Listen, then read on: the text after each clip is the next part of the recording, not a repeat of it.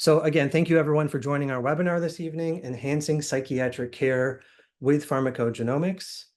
And with that, we'll start with a little bit of introductions, a bit about myself. My name is Munir. I'm a double board certified psychiatrist, and I've been in clinical practice for 9 years now, working with both children and adults. Over the years, I've taken a special interest in advanced diagnostics and therapeutics, and really anything that can push the field forward into more of a precision model for patient care. I have a firm belief that the starting place for precision psychiatry in clinical practice is really pharmacogenomics. And that's really what brought me to Tempus, where I now serve as Senior Director of Medical Affairs, helping to educate physicians and partnering with institutions across the country to further the research in this field. Overall, I'm really excited about the work we do and want to thank you all again for joining us tonight as we all strive together to improve treatment outcomes and the lives of our patients.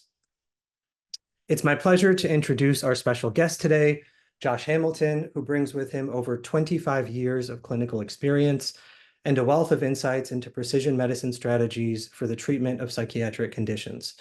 In his tenure, Josh has held major clinical and academic leadership positions, tirelessly educating providers on the use of PGX in clinical practice and serving as a major advocate for the well-being of his patients. Josh most recently accepted a position as professor and chair of the Department of Advanced Practice and Community-Based Care at Washington State University, bringing his expertise and wisdom to trainees and current providers alike. I'm really excited to hear his insights this evening into the landscape of PGX and also his experience using it in the clinical setting. Okay, so here's the agenda for this evening. I'm going to give a brief background on Tempus and our work. And then next, I'm going to pass it off to our guest speaker, Josh, to discuss the current landscape of PGX. And then next, we'll dive into case examples of PGX in clinical practice, covering various diagnoses and medication classes. And lastly, we'll end with some key takeaways and clinical pearls regarding its implementation with patients. At the end of the presentation, we will take questions from the audience as time permits. So please feel free to drop those into the Zoom Q&A feature at the bottom of your screen. And for those who stick around to the very end, we'll have an exciting new product announcement at the end of the presentation, so you're not going to want to miss that. Okay, so to start, I want to give a brief background on Tempus. Our company started with a focus in oncology back in 2015. It's since grown tremendously. We now serve over 6,000 oncologists who rely on Tempus as their precision medicine partner. In fact, more than 50% of academic medical centers in the United States are connected to Tempus in that regard. And through our proprietary software tools, we've been able to integrate lab results directly with over 2,000 hospitals across the country. What's really exciting is in recent years, the shift we've had at Tempus to use our precision oncology expertise to now expand into precision mental health. And so we have over 3,000 providers who have ordered a Tempus NP PGX test and multiple hospital systems that have integrated with us to streamline the delivery of those results.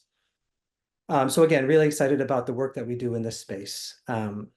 Okay, so switching gears, it's now my pleasure to hand it off to our guest speaker, Josh Hamilton, to discuss a little bit more about the current landscape of PGX in mental health. Josh? Thanks, Munir. It's a pleasure to be here. Good evening, everybody. I am really happy to be having this conversation and to share a few case examples, but I think it's more important to just establish some common ground. I do not work in oncology, but I was always aware of Tempus because it certainly I've had reason to deal with cancer patients in my career. So I'll put it that way as a mental health provider. But I think wherever we're meeting patients, mental health is kind of front and center, no matter how we look at it, or at least touches on every visit that we may participate in because we're seeing it more. So you're not alone. I felt very alone at some point during the pandemic, but I think we've got a big hurdle here. And so those experiences we've all had in seeing as many as 70% of our patients who don't do well on that first or second treatment that we choose for them when we're talking about antidepressants in particular, and about a third of them who show no response at all. I think that problem intensifies when we think about the overall picture of suffering for those patients. It really escalates the severity of their illness, but it contributes to elevated healthcare costs and a big economic burden. And I think we're feeling all of those pressures. So you're not alone, and it is a problem. We're not making that up. So how about the next slide, Munir? Great. So when you think about the burden, and we try to understand that we're trying to approach this a variety of different ways, precision healthcare is one of those. But we have really had a lack of real objective tools in our toolkit to really address this issue with mental health and precision mental health care in particular. So we need something objective in our arsenal to help push toward more positive and favorable patient outcomes. So there are lots of factors that can influence a patient's treatment journey and how they respond to medications in particular. And we've read things about diet and lifestyle and age and all kinds of comorbidities. And we have to really think about genetics in this context. If we were to add genetics, they really do contribute to the inter-individual patient variability that we see. And I think they're really important factors that we need to better understand when we assess our patients and think about their treatment. So pharmacology and clinical response is a complex process. We've known that for a long time, but when we think about genetics and pharmacogenetics in particular, or what we call PGX, it's a really compelling target, and it becomes more compelling as new research starts to come in. So we'll go over some of that with you this evening, but it helps us to evaluate this in the context of our overall practice approach, because it's getting easier to measure and quantify this pharmacogenetic impact on patient response, particularly when we think about pharmacotherapy. So we need better tools to approach this conversation and to engage in this work, and PGX is an important one. How about the next slide? We'll talk a little bit about what we know now and what we can use a PGX test to do. I think for me, simplifying this matter has made it easier for me to digest information and some of the studies and some of the research that we'll go over. A lot of us have been really engaged in research, or maybe it's hit our radar at least when we think about pharmacodynamics, kind of at the top of this slide. And there are certain genetic pharmacodynamic markers and pharmacokinetic markers to actually understand how the body works on drugs and how the drugs work on the body. There are some pretty well-studied genes in both of those categories that will help us inform and tailor a treatment choice for a patient. So we'll talk a little bit about those. And there are some immunological markers that we should pay attention to, and that really has to do with some interactions between drugs and our immune systems. And we think a little bit about anti-epileptics, for example. We'll dive into why that's important as we get into our casework this evening. Next slide, please. A couple things that sort of come to mind, and we throw this jargon around. So just understanding a couple of those pharmacokinetic genes that I mentioned, just cytochrome P2D6 and cytochrome P2C19, those alone really play a really critical role in how most of our psychotropics are metabolized. In fact, most antidepressants and a large number of antipsychotics really rely on those pathways through the liver. And there's a lot of variation just in those two cytochromes. So it will help you understand and help us to translate, if nothing else, the dosage ranges and some of the tolerability or the lack thereof for patients for whom we want to prescribe those classes of medications. So understanding just those two genotypes can really change the way we approach the treatment of depression and some of the more complex mental illnesses. There is good research in that area, so let's take a look at some of the most recently published work here. We can look at the next slide. This was a study that actually came out in May of this year, and it was a really interesting approach. It was a collaborative effort, and we saw some researchers come together from Atrium Health and Baylor University. And you may be familiar with Daniel Mueller. He's a prominent clinician and researcher in the PGX space. And what was interesting here is that we had a large sample size. 15,000 patients actually went forward for testing. So they had a Tempus NP PGX test. And 65% of those patients actually had a potentially actionable decision point just based on testing cytochrome P2D6 and 2C19. And that's a pretty high percentage, especially because, as I said before, a large number of the medicines we might choose are going to rely on those pathways. But 65% of them have an actionable choice or decision point we could make if we knew the genotypes for just those two cytochrome P450 enzymes. So pretty compelling, I think, and that's recent research. If we can look at the next slide, you really have to consider a non-normal metabolizer, just those pharmacokinetics that I was mentioning. Those folks who don't metabolize medicines as we would expect have some pretty peculiar or particular and sometimes predictable issues with treatment, and is that they tend to utilize the hospital more frequently. When they do require inpatient care, they stay for a longer period of time. They have a higher percentage of adverse drug reactions.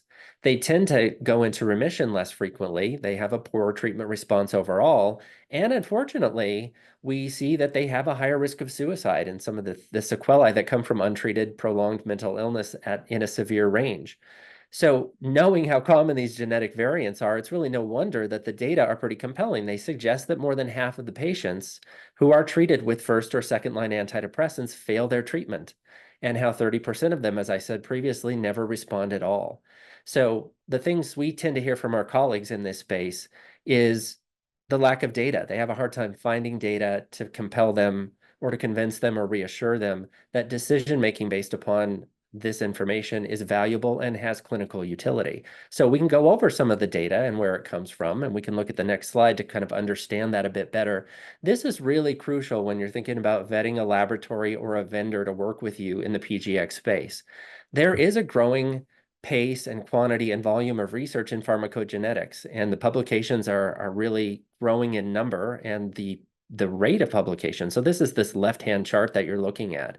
Just in the last decade, we've really seen an explosion of research and publication of pharmacogenetic testing data, especially in the mental health space. So when you look at the pie chart way over on the right, you're noticing that oncology sort of has led the way, as Munir said at the front end, but the next largest slice in this pie is neuropsychiatry.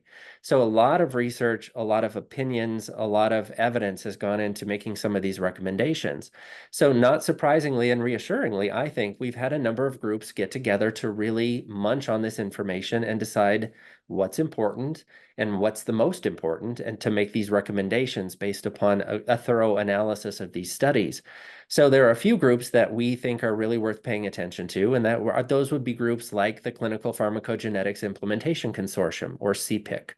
They really have gotten together. They were first formed in about 2009. They are the ones who represent a pretty big cross-section of people doing research and thinking about, they're the thought leaders in this area, to decide the strength of the evidence coming out of this body of research, to make recommendations about how we use the evidence and how we implement this in clinical practice. So there's CPIC, there's also PharmGKB, and there's a Dutch working group on pharmacogenetics. Those are kind of the three better known. And then certainly the FDA has an opinion here as well. So when you think about the regulatory space, the FDA undertakes this analysis as part of the new drug study process and the approval of drugs. So if there is something that is relevant to pharmacogenetics that comes up in the research with drug approval, the FDA does opine, and they make very clear recommendations in this regard as well. And as I said before, those recommendations for neuropsychiatric medicines are growing in the number. Let's look at the next slide.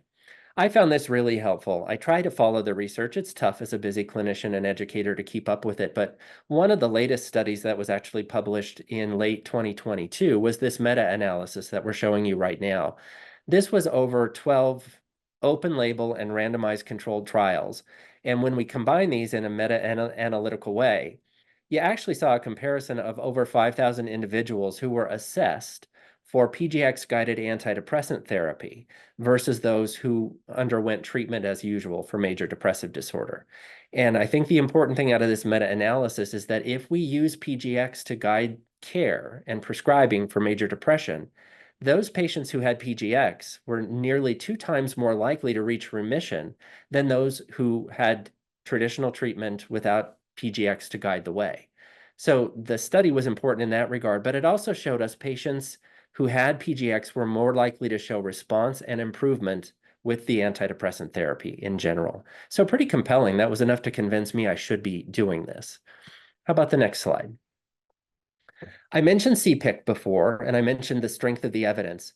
Tempus has made a pretty clear decision about the strength that's going to be required in the evidence, and we look at CPIC recommendations and the FDA by and large on these reports. And it really shows you that they're pretty picky about the strength of the evidence that goes into the recommendations that appear on a Tempus PGX neuropsychiatric report. And we're really looking at good, high quality A or B level evidence. And, Munir is going to go over the report in a moment, but you can see where if we limit it to just that quality of evidence, look at the number of medicines that we prescribe for mental health conditions that could be better informed or tailored or made more precise just based upon obtaining a Tempus PGX report before we wade into prescribing that next medication. So that's important. On the next slide, you can kind of see a version of that for the FDA. And here are just a smattering of FDA recommendations based upon pharmacogenetics. And by and large, these are going to be pharmacokinetic recommendations. So they're about liver metabolism for the most part, especially if your patient is a poor metabolizer or an ultra rapid metabolizer. The FDA may make some recommendations and some guidance that we can incorporate into a PGX report to help you put it all together with the CPIC recommendations as well. So all of that's here, and Tempus relied upon it heavily when they put this scheme together for their report format and the science that operates behind it. So that's kind of the landscape at the moment. I think it's really important to have a look at the report and understand how it becomes a tool. So I am going to pass this back over to Munir to show us the report and how it's used. Thank you, Josh. That was great. I'm just going to talk a little bit about at Tempus, our mission, and show you some snippets of the report to get an idea of how we report in an evidence-based manner. So here we're looking at the Tempus NP report layout, which we designed to be simple and easy to interpret. It breaks down medications into 3 columns. We're looking here at an example of a screenshot of the antidepressants and SSRIs, SNRIs. You'll see standard administration in green, dosing considerations in blue, and then additional considerations in yellow over on the right-hand side. So a couple of key things to note here. When medications land in the green column, it means you can prescribe as usual, and that from a genetic perspective, there are no identified barriers to dosing or medication selection. That being said, one of the nuances that I think sometimes gets missed, especially for people new to PGX, is that it doesn't necessarily mean that that drug in the green column will have efficacy for that particular patient and their condition. And so, again, this is a tool to be used in practice, but it doesn't guide the selection of the one medication that's going to work the best. It sort of sifts through the genetic variables that can hold back the efficacy of a medication. And so again, the green column means prescribe as usual, but of course there's still our due diligence needed as clinicians in our selection. For the blue column in dosing considerations, you'll see an up or down arrow that'll indicate if the dose needs to be adjusted higher or lower, quite straightforward. If there's evidence in the literature to support specific dosing recommendations, then we will provide that in the footnotes or in our citation links. You can see that as an example here with footnotes 3 and 4, 25% dose reduction, 50% dose reduction here listed for Luvox and Paxil, and that's because the literature actually specifically suggests those percentages. And then for the yellow column, additional considerations, we chose a magnifying glass as the symbol, really to remind providers that while it's still okay to prescribe these medications, you might want to follow up with your patient sooner due to the higher risk of adverse events or potentially lack of response, as you can see here highlighted in footnote number 1. And so these are all sort of the different layers of considerations that we put into the report. Again, we did our best to make it as clean and simple and easy to interpret as possible.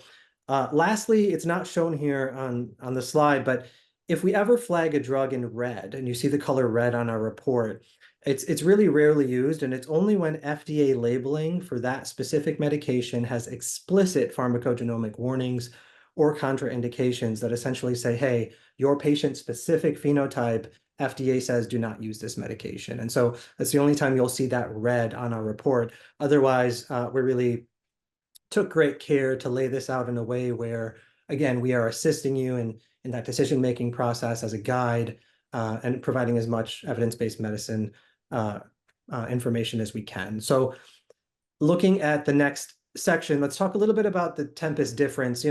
Up front in the report, you're going to see those columns, but on the back end of the report, you'll still see this more comprehensive gene-drug interaction section. And so it really highlights our data and evidence-first approach. It stands out in the field of PGX because we deliver results based on the latest FDA and CPIC expert guidelines. We present this information to you in every report without bias in order to arm you with the latest clinical evidence. In general, regarding clinical utility, only less than 1% of all Tempest tests are going to come up as completely normal metabolizers. And so almost every report we run is helpful. And up to 70% of patients, you'll see clinically actionable treatment recommendations. And so not only is Tempest, the report transparent and following the latest evidence and guidelines, but it also brings actionable, personalized recommendations to your clinical practice. Lastly, I just want to highlight this last section, emerging evidence.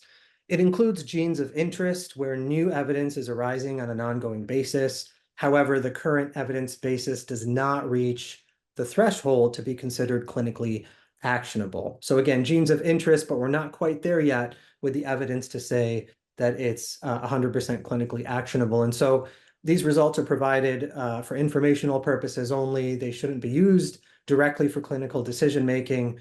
But you'll see we provide that information because we know providers want to see these genes. And we also list very clearly the levels of evidence along with the links to CPIC and the PharmGKB database as a reference point. And so, again, we're proud of that transparency when it comes to the evidence. As a point of clarification, in the new report redesign, if you look on the right-hand side where it says result, if a gene in this section contains a variant, you'll see that badge very clearly, variant listed right there in the result column. And if the results are listed without a badge, then you can safely know that no variants were present for that gene. Okay, now that we've covered quite a bit regarding PGX and the Tempest report, let's transition over to discussing some real-world cases.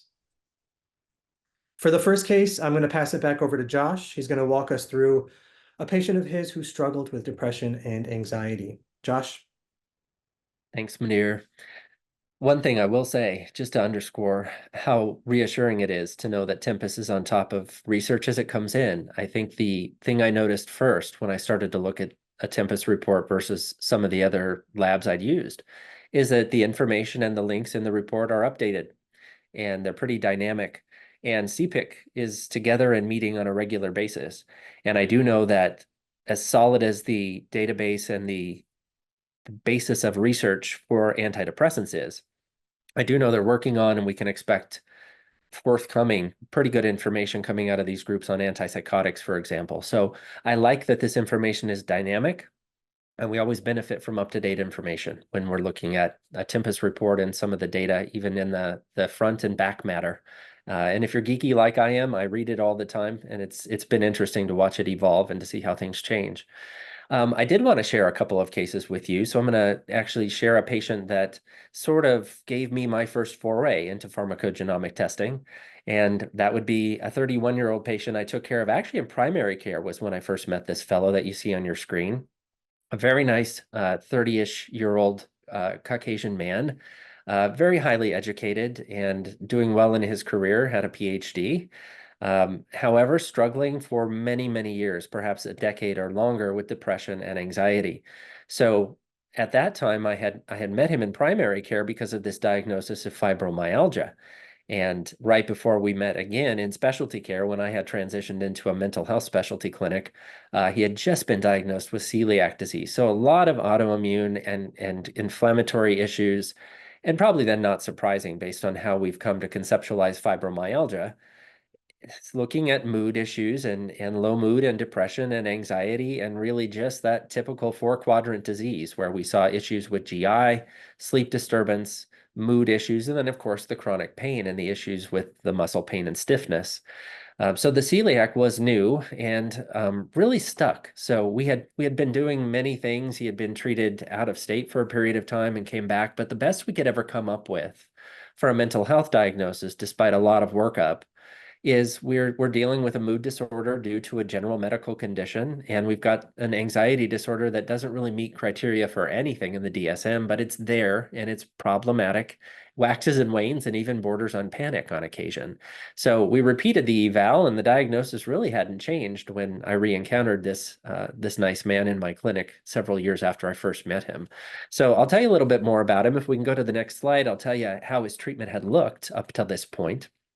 And you can kind of see historically adequate explorations of multiple medication categories. So you see some SSRIs represented here. He had been on fluoxetine for a 7-month period of time.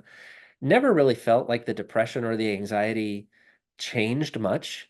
And yet lots of serotonergic side effects, lots of GI issues, lots of cramping and loose stool and nausea.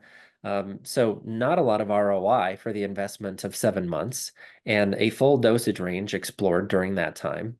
You see a switch to, and I can tell why it was done, a switch to an SNRI, Cymbalta or duloxetine. Again, a significant period of time, an 8-month trial, uh, titrated up to that usual 60 milligrams per day, and tolerated it well. No big side effects coming out of that, which surprised me. Not a lot of serotonergic side effects from Cymbalta, but also this lack of response for mental health concerns. So the depression never lifted, the anxiety really never came under control, and not a lot of improvement. And if so, it was modest, just in terms of the pain syndrome. He does remember the edge being taken off some of the pain, which was important, but never really saw remission from any of it. Some savvy clinician must have ducked into a sample closet shortly thereafter and came out with milnacipran or Savella, another SNRI.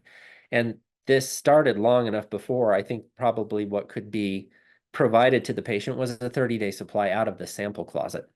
And this person remembers how well it worked. And I think he would have told you, and he did tell me, that the anxiety got transiently worse, but then felt better after having been on it for the full month.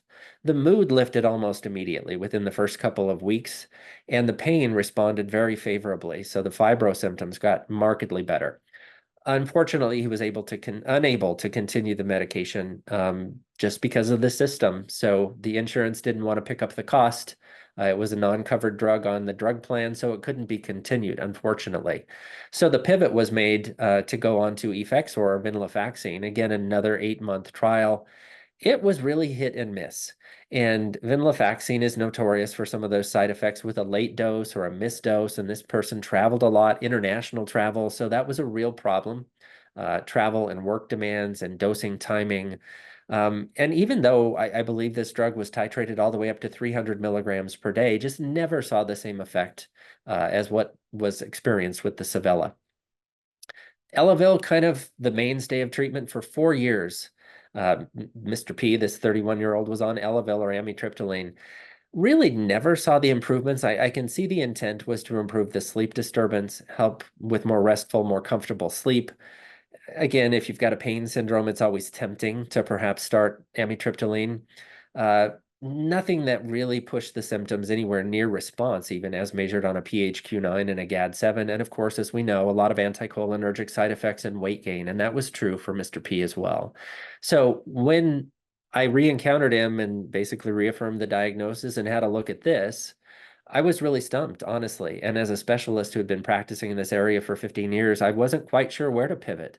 So at that time, I had been visited by one of the reps from Tempus, and I had a kit, a testing kit, just sitting in the chart room. And I thought, well, maybe I should try PGX testing. I didn't know a lot more about it other than just that little brief I had from a molecular sales consultant. So I did order PGX testing and the results came back. So we'll share them with you on the next slide and kind of talk about what came from it. Now, first of all, putting the report in this PhD prepared medical science liaison for another drug company all of a sudden caused him to become tearful, because I think the pieces started to fall into place for him, and he was able to say, you know what, everything I've experienced suddenly makes better sense to me. And after our conversation, he said, it's easier to see how none of what's happened to me was my fault, and I wasn't making this up. I'm fighting biology, and I'm losing every single time. So I thought that was impactful, and I wasn't expecting that response from him. And it's shaped the way I use this tool ever since. It's a real relationship builder. And beyond that, it's an objective tool that you can both put in front of you and look at it together and see the world from the same vantage point for just a couple precious minutes. So when you look at where the medicines that were on the history kind of stratify here into the report, and I realize that the print is teeny tiny, you can see, though, that fluoxetine, that first SSRI, is under the additional considerations category. And it's just because metabolism is something that is very difficult to surmount in this instance. There's also a dynamic gene, the serotonin reuptake pump gene, that kind of fights this patient as well. But theoretically, there is no dose low enough to prevent those serotonergic side effects that Mr. P experienced. So all of a sudden, that's easy to rule that out. We don't want to go into that territory again. You can see several of the SSRIs actually fit there for that reason. It is interesting, though, when you look back at the other medicines that were tried, and you can see where amitriptyline fits. The interesting ones to me were the SNRIs, because I couldn't quite understand why they fit where they fit. It was interesting to see where Effexor lives and how or why that may have been a challenge. I think really it's a titration issue with him. As you start to explore that dosing range, you know that the serotonin and norepinephrine reuptake balance changes as you explore the dosing range. So it could be we just never found the sweet spot and stuck with it long enough. And the travel and the issues with dosing and timing could have been a problem that we never would have found a workaround for. The milnacipran was pretty interesting because we don't test for Savella, but we do test for its levorotatory enantiomer, which is levomilnacipran, or Fetsima. And you can see where it fits as a more compatible drug, both kinetically and dynamically for Mr. P. So I think we were onto something there. I was really interested in the duloxetine, so it took me a minute to actually think through it.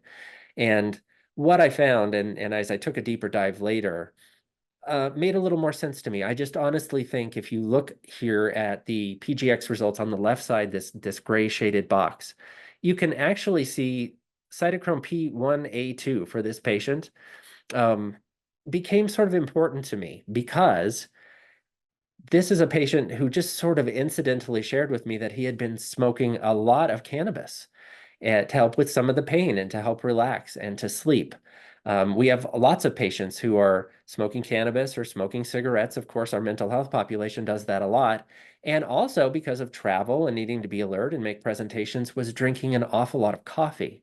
And in a minute, I'll pass it to Munir to go over some of the science, but that's an inducible gene in terms of burning plant material and nicotine and large amounts of caffeine in coffee can actually cause a patient like Mr. P to go through these medicines more quickly, to metabolize them more quickly.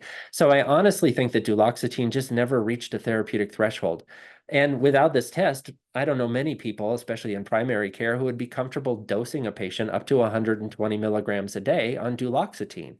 He could and maybe would have done better on those higher dosages and would have probably tolerated it based on his lifestyle and his genotype. What I did was call the lab that actually was formulating, or the pharma company that was making Fetsima at the time.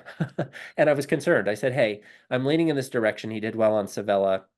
I'm interested in using this medicine, but I wanted to make sure that their pill preparation didn't have any gluten in it. I didn't want to exacerbate the celiac disease. And the answer was no, they don't use a gluten derivative of any kind. So I did start this patient very cautiously on Fetsima and followed the titration that was published in the literature.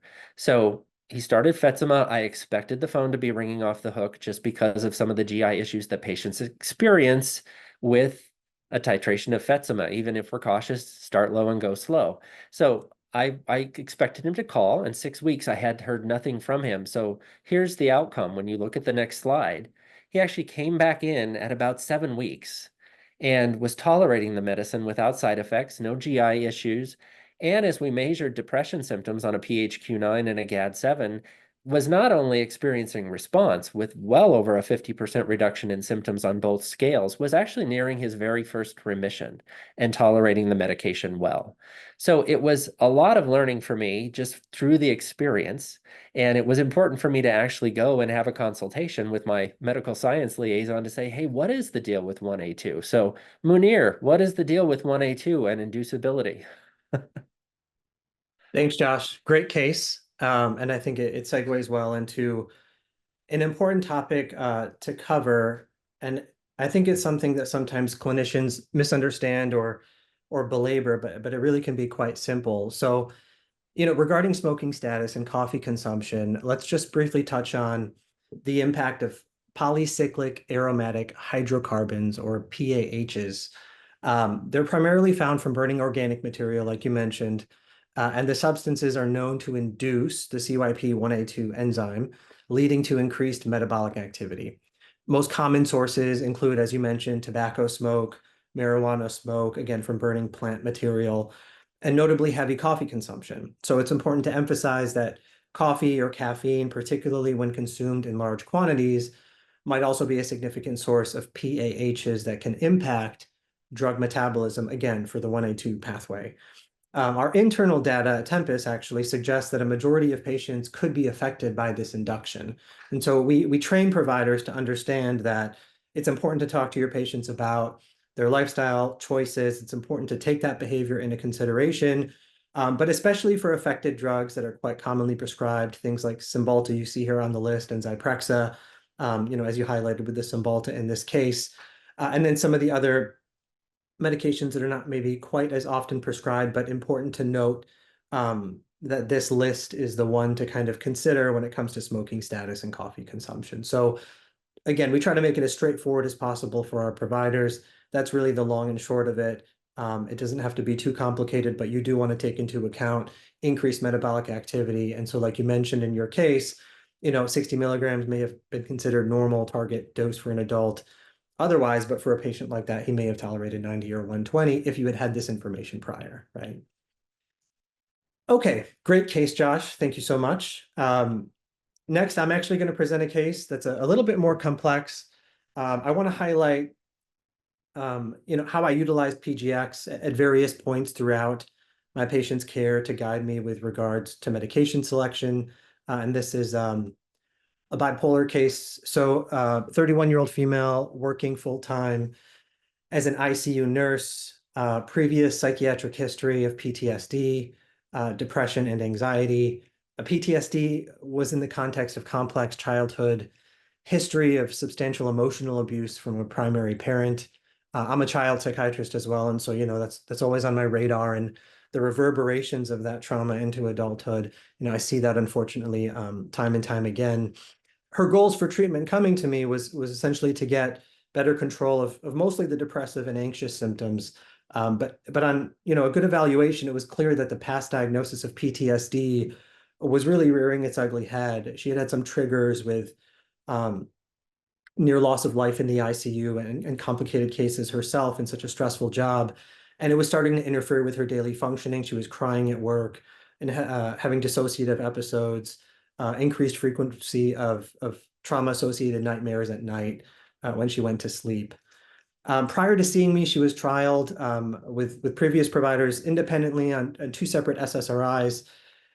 You can see here Prozac and Zoloft, as well as Wellbutrin, all with various side effects and some lack of efficacy, particularly Wellbutrin. She got jittery and anxious. And so coming to me, she was already on Effexor XR 75 milligrams, reported it was somewhat effective, but causing some slight sedation, not too much benefit, and also kind of feeling a little bit sleepy on it. At the low doses, which is kind of to be expected at the lower end of the spectrum, it has mostly those serotonergic effects at the low doses. And so at that point, we decided to order a PGX test. She came to me after I had already been using it for some time, for some years in the clinic. And so when we ordered the test, it revealed, one of the first things I noted, you see there on the left, the SLC6A4, we had a homozygous mutation, short, so she had sort of two variant copies of the SLC6A4, which causes reduced expression. If you look at the footnotes on the right, it helped possibly explain her side effects and lack of efficacy with the 2 previous SSRI trials, with the Prozac and with the Zoloft. Being on Effexor already, I noted that the CYP2D6 pathway was normal metabolism, and you see that there on the right-hand side towards the bottom in the blue box, venlafaxine sits under standard administration. And so we had a discussion about that medication and its potential to help her with her current symptomatology. It was the first SNRI she had tried. And so over the course of the next months, we slowly increased to 150 milligrams. She had some good resolution of the initial presenting symptoms of depression and anxiety. And there was some good resolution there, but there was still some residual symptoms of the PTSD, still experiencing some reliving and re-experiencing in nighttime with the nightmares. And so we had her engage also in trauma-focused therapy. I'm a big believer in that, alongside pharmacotherapy, we can't forget all of the other things in our toolbox to help our patients. She did that work for some months and did well, but the interesting thing about this case, and I wanted to present this one in particular because this is the reality of sort of the patients we see in the clinic.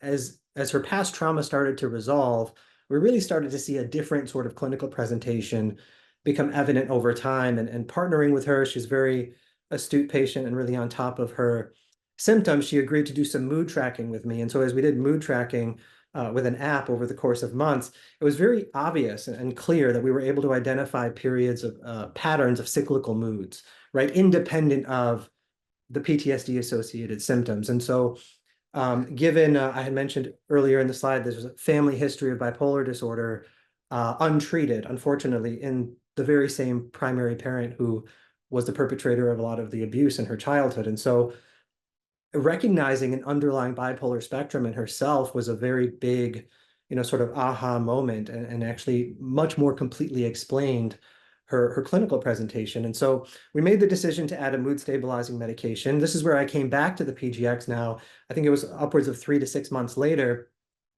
And I noted a couple relevant pearls. We sat and looked at it together, and we talked about the mood stabilizing medication options, and we chose Lamictal, and we looked together at the UGT 1A4 pathway. You can see there at the top right, it was normal metabolizer status, which was important to note. If she had been an ultra rapid metabolizer, we would have considered maybe a faster titration, but thankfully she was normal. In terms of the immunological genes, we had a variant on HLA-A, which puts her at higher risk for skin reactions, including Stevens-Johnson syndrome, with the use of certain mood stabilizers. But this is another point I wanted to highlight. Interestingly, a lot of providers I talk to in this role at Tempus, they often confuse the HLA-A and HLA-B, and they assume, hey, if I see a variant for either one of those for my patient, it just means across the board they're higher risk for skin reactions with all mood stabilizers. But as noted here, in the PGX results, you see it on the right-hand side, a variant for HLA-A per CPIC guidelines, again, evidence-based, really raises caution only for carbamazepine, Tegretol. And so Lamictal sat there in the standard administration column. We started low and went slow. We started at 25 milligrams and kind of followed a standard titration schedule as tolerated up every couple of weeks. And, another nuance to note here that I think is important is, when we consider dosing of mood stabilizers, despite her having normal risk for HLA-B, and so there's no elevated risk of skin reactions from a genomic perspective, I think it's really important to note that we still want to start low and go slow, right? Not having an elevated risk does not mean there's no risk. And that's a nuance that I think sometimes people miss. It doesn't mean, oh, you're in the clear, there's no risk for skin reactions. There's no elevated risk. So, of course, I still reviewed possible side effects with her as part of an informed consent, and we still titrated slow and had an appropriate level of vigilance for the possibility of skin reactions. Thankfully, she did perfectly fine. She did really well. There were no side effects. We got all the way up to a target dose of 200 milligrams, and she had improvements across the board. We saw some, cross-diagnosis improvement there. Even the dissociative episodes that she had as residual symptoms, where the effexor wasn't fully able to control those episodes, we saw complete resolution of that with the Lamictal as well. And so again, bringing it all together on this case, I like to highlight how really conceptualizing a case, putting in the effort to clarify the diagnosis, is the key to appropriately using PGX-guided medication selection. It's important to take home here that genomics are not meant to direct the diagnosis or the decision-making process as a provider, but really it's invaluable information to personalize the treatment and to help guide medication decisions. So a bit of a complex case there, but I thought those were some important pearls to note. Okay, last case, we're gonna see if we have time for questions thereafter. Josh, I'm gonna pass it back to you to discuss the use of PGX in the treatment of ADHD. Perfect. I love that case. It shows exactly what it's like to practice in this area of complexity and to sort of use this as a tool multiple times as the road changes. It's not always that complex. And so sometimes I think the elegance is in the simplicity. So this ADHD case that we'll share is, I think, a good example of how valuable a tool this can be and how straightforward it can be. So we'll tell you just briefly about an 18-year-old female that we encountered, another real patient, having those typical early college, kind of senior year of high school, making that transition into college, having a really hard time attending, focusing, having a hard time with task completion, making some errors, and just having a really hard time paying attention, getting motivated, and getting things done as she was trying to make that transition from high school to college. Pretty positive family history of ADHD, at least 3 generations from what we could ascertain. So the diagnosis was pretty straightforward based upon a clinical interview and some rating scales. And I think most of us would have probably chosen this a treatment approach as well. So on the next slide, we'll tell you that we started mixed amphetamine salts. So we tried Adderall 20 milligrams twice a day, made her pretty cranky. She started to experience insomnia, and then the cycle started. An unrested, cranky person who was sleep deprived. So the switch there was to Vyvanse to see if we could get her used to 30 milligrams. Tolerated it much better, but it didn't work well for her symptoms. We went up to 40 milligrams, and then we started to see some of the same issues plus anxiety. So we needed to stop the medication. She was really having a hard time deciding if this medicine business was for her. So before we could start another medication and feel confident about that, we took a little time out, tapped the brake, and got PGX testing. And the results that came back, we'll show you on the next page, pretty straightforward just in terms of cytochrome P2D6. Again, big culprit in a lot of the medicines that we prescribe, and it certainly is relevant to the metabolism of Adderall and to Vyvanse to some degree. So in this case, you can see where the methylphenidate family is a little more compatible, a little more predictable in terms of its metabolic pathways. So looking at this with the patient, it was easy to sort of have a conversation about starting on long-acting Ritalin. So we looked at a starting dose of 10 milligrams a day on the Ritalin LA, went up about every 2 weeks thereafter, and she found some stability and tolerability at 40 milligrams, doing really well, no side effects or problems. So the outcomes in this case, if you look at the next slide, she was doing much better attending and paying attention, focusing and getting her work done. The anxiety did not come back. The issues were not rearing their heads again in terms of the irritability and the anxiety. She was actually able to manage her time well enough. She was able to start a part-time job and was doing a much better job in both arenas. So in this case, it was a pretty straightforward one, but I think it was important to have this as a tool to really talk through options with the patient and to put some science behind our recommendations. So I think it was pretty important in this context as well. So we're happy to share it with you.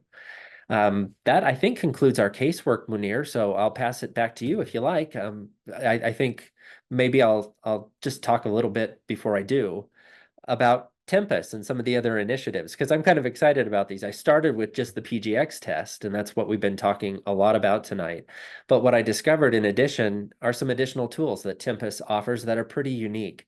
So there's Tempest Pro, which is kind of cool. It's a digital measurement-based care tool that your patient can download. It lives as an app on their mobile phones, and it allows them to actually report some of those symptoms to engage in measurement-based care. So you can start to correlate some of the lab data with patient response in real life. And then if you take it a little bit farther, there's the real-world data tool, which is kind of cool. It's another feature. And I think right now the patient base behind there is somewhere around 5 million or more patients that they're de-identified, but we have their records.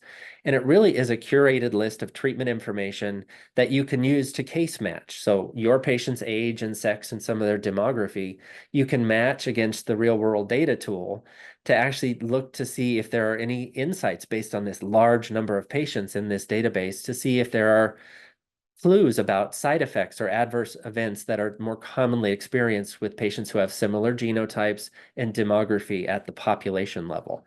So these are just new tools I've started to kind of tap into over the last year or two, and they're really exciting. So I wanted to make sure the audience knew about those. Munir, I will let you kind of take it home.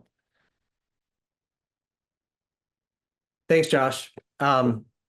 So bringing it all together with PGX, I like to highlight for providers, what we're really looking at in this slide is where PGX fits into, a more comprehensive biopsychosocial spiritual approach and that PGX is always to be considered really alongside, as I mentioned before in my case, a thorough evaluation and assessment. It's a powerful tool to personalize treatment and to help reach remission faster. You know, I'm actually going to mention on the next slide here, we we see a lot of benefits, potential benefits here from PGX, reducing trial and error, of course, as we discussed a lot in the presentation today, helping to explain and predict potentially patients' response to certain medications, like I saw in my case with the SLC6A4, you know, homozygous mutation and the intolerability of the SSRIs, and Josh also saw that in his case prior to that, individualizing treatment regimens and dosing. You know, and just increasing patient confidence overall. Josh, do you want to chime in here on any of these potential benefits and how you've experienced them? Yeah, I think that that confidence piece is really important. And I think again, it allows you to seat yourself next to a patient and suddenly here's some information on a page that is based upon who they are and not a personality flaw or not a weakness in their ego structure. This actually creates that objectivity and allows you to actually look at their symptoms and to look at their illness outside of them. And it really allows you to have a different conversation. And once you have good information and some confidence from the patient, they tend to adhere. They'll actually put up with side effects if they're not severe, and they'll stick with those side effects for that week or so until they abate, more so than those patients who have not had PGX testing. They tend to hang with things longer if they have that belief that it's eventually going to be a tolerable, effective treatment. I think that's important.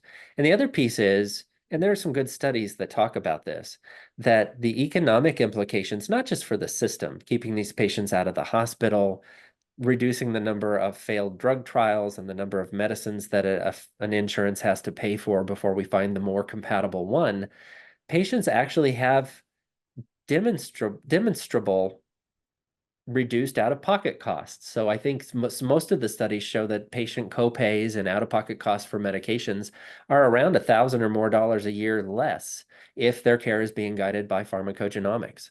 So I think those are pretty compelling benefits to using this approach. Absolutely.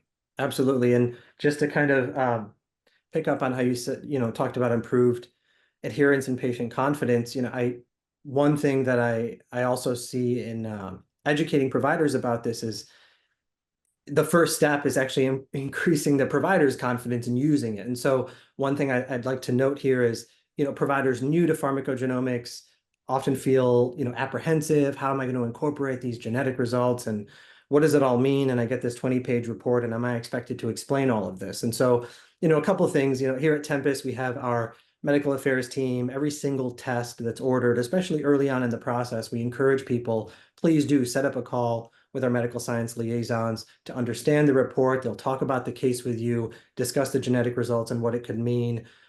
It's an opportunity for learning. You know, if anybody's apprehensive, we really hold your hand through the process, and it's available to you, you know, even years later for a complicated case. You can anytime ping us for one of those consults to go over a case report and look at the results together.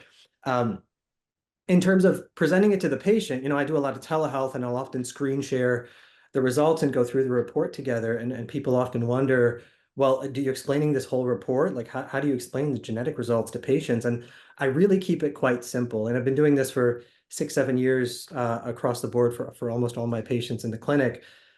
And it really could come down to just a minute or two of explanation. You know, everybody's short on time. You have these 15-minute med check appointments, and bringing up PGX, you kind of say, listen, I often give them a disclaimer. Remember when I told you we're ordering this test, it's a guide. It's an extra tool. It's something to help us together make more informed decisions, more personalized to you.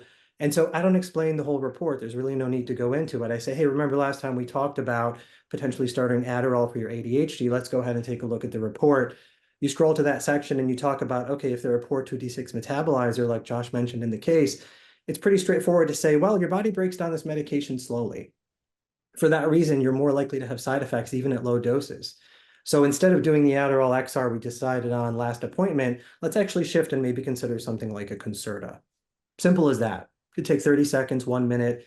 Patients are extremely appreciative. I hear years later back from patients if they if they move out of state, I'm licensed across a whole region, but if they move out of state and we have to part ways, they'll often remind me like, hey, Dr. Ali, I really appreciated when you all that you've done for me and when you looked at my genomics, when you looked at the genetic test with me. You're the only doctor that's ever done that. And so I'd like to see that change. I'd like to hear, patients seeing this available to them across the spectrum, across the country. It's kind of my passion and why I'm here at Tempus.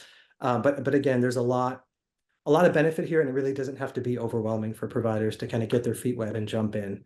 I promised at the beginning a little teaser for an up and coming product. And so before we wrap up and answer some questions, I want to give the audience that's here still with us a preview into a new tool that's coming soon. Josh mentioned the other tools in the platform, the PGX test, of course, Pro Patient Reported Outcomes, which is a platform for patient-reported questionnaires in a app-based format, which is really easy to use, and then the real-world data tool, which gives you real-world insights from a big, 4 to 5 million patient set. This AI note taker is a little bit of a shift in a different direction. It transforms session audio, and so it records the audio ambiently, passively for sessions, whether it's in person or whether it's online, and it translates that. It transforms it into accurate, structured progress notes designed specifically for psychiatry. And so we're really excited about it. Please reach out to our medical affairs team through the email listed here on the slide if you're interested, npmedaffairs@tempus.com. Again, if you're interested in a demo or to participate in the pilot program. Okay. We have 3 minutes left. Let's open it up to some questions. So we have a question here that referencing back to when I was giving an explanation of the report layout and a screenshot of the different columns, and I said there may be sometimes a medication in red, and there was a question about what are some examples of medications that could be tagged red, which means again that there's an explicit FDA contraindication to using that medication because of a pharmacogenetic phenotype. Some medications that could potentially have that red warning or contraindication could be importantly codeine, Celexa. For the mood stabilizers, we can see Tegretol, Trileptal. Some of the other medications we include on the report, like Plavix, could also come up with under the red with a contraindication. So great question. Those are obviously, like we talked about, we don't want to ever discourage providers from considering a medication unless it's absolutely contraindicated, and that's the only time we will use the red, if the FDA strictly says don't use this medicine. Okay, so next question here. Does this testing have applicability to other classes of drugs and diseases? The Tempus NP test, it gives guidance on over 110 medications. A lot of medications fall outside of the behavioral health space. Some of those include, like I mentioned, Plavix. We report on Tramadol and tamoxifen, to name a few. We do that at the end as sort of a separate section because there's such strong pharmacogenomic guidance for those medications. We added them to the report, even though they don't have a specific neuropsychiatric focus. Let's see. Here's a straightforward one. Is Auvelity listed on the PGX report? Yes, it is. For those of you who know, it's the combination of dextromethorphan and bupropion. It's on the Tempus PGX report. Again, it's one of the 110 plus medications for neuropsychiatric indications. Let's see. Here's a good one, Josh. I don't know if you want to take maybe this last one. I kind of touched on this a bit, but I'd love to hear your take on it. Was it an involved process to implement Tempus PGX testing into your practice? Was it easy or hard? Oh yeah, I think this was one of the easiest things I did way back in the day. So they're great reps, they're regional. So you'll have a Tempus rep that will actually help set up your portal. It was really easy to get into the portal, get registered. At that time, I actually had an assistant, and the rep actually trained all of my office staff to get in the portal, enter orders, which doesn't take long, to get the results downloaded and put into our EHR so that I'd have them at my fingertips. The workflow isn't onerous at all. I can now do this all myself, and I do now that I'm a solo provider. It takes me about 90 seconds to order a Tempus PGX test. And when the result's available, I get an email. It's easy to download as a PDF, and I'm good to go to have that conversation with my client. So pretty much everything else that needs to occur in the background, including as a telehealth provider, shipping that kit and getting samples to and from the patient with just a couple mouse clicks is really super easy. Awesome. Yeah, and that's been my experience as well. Again, like Josh mentioned, we have regional representatives that can always assist with setting you up with an account and streamlining the process. So it's as easy as you make the decision to order the test, and the very next appointment, there's that PDF and the patient chart for you to take a look at. Okay, as we wrap up, I'd like to conclude by thanking our special guest, Josh Hamilton, for his time today. His insights and perspectives, Josh, what you shared with us was very helpful and will hopefully aid our audience as they look to how they can incorporate evidence-based PGX into their own practice. As a reminder, we'll send out a recording of this webinar along with webinar highlights within the next few days to anyone who registered. And additionally, if you have any questions, you may submit them to help@tempest.com or the email you see there on the screen, npmediffairs@tempest.com. There's also a website you can visit to learn more about everything we do here at Tempest. Thank you again, everyone, for joining tonight.